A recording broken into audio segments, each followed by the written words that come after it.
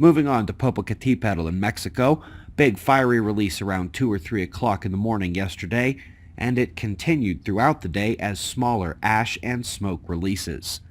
In the USA, the story is all about the snow. We showed the system set to deliver, and deliver it did. Record marks for Thanksgiving Day across the West and into the normally hot southern portions of the states near the Mexican border. It is not done just yet. There is a low over the Rockies, and it is continuing to hit the region. By the time it shifts into the east for strong weather potential, another one will be approaching the west coast.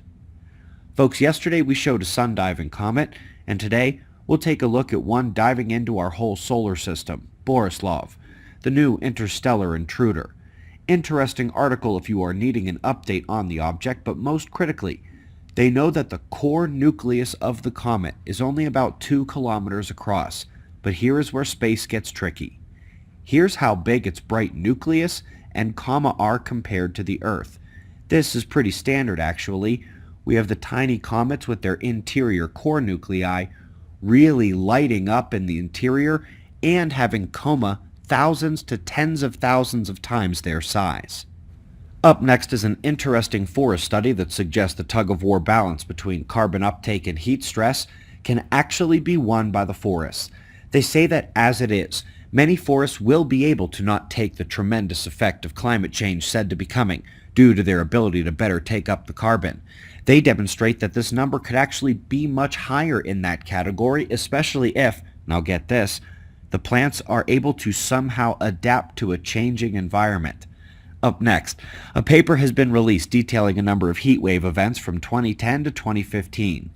They do not use solar particle forcing. They discuss the extreme events as being caused by carbon emissions. But in addition to selectively choosing their data inputs, their choices of heat events are hilarious. Couple back in 2015, when we had such solar activity we almost lost the global grids. Couple in 2012, which was the peak of sunspot activity of the recent max, and the summer of 2010, which is when the sunspots finally came back, breaking the record low minimum solar activity at the time, and started producing solar flares.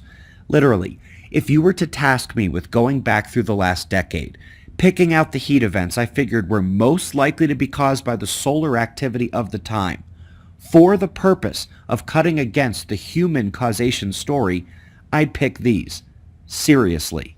Up next, we've got 2 nova-like events in the heavens, and they are so similar they are suggesting it's virtually impossible.